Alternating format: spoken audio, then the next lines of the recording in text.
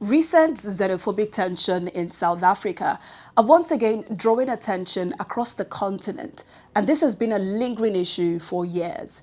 Now, over time, there have been repeated attacks and threats against foreign nationals, especially Africans from countries like Nigeria, Zimbabwe, Malawi, Kenya, and others.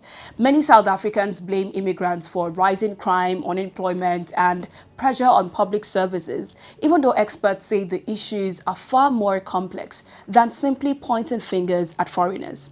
Now, the recent tensions are beginning to affect relationships between African countries themselves.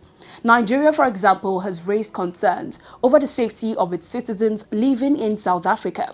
Discussions even reached the Nigerian Senate, where lawmakers considered possible retaliatory measures, including calls to boycott South African businesses operating in Nigeria, like, the MTN Group and MultiChoice.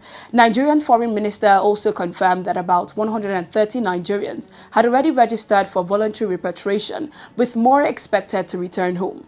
And now it's not just Nigeria reacting. Countries like Kenya, Malawi, Lesotho, and Zimbabwe have also advised their citizens in South Africa to stay cautious and prioritize their safety.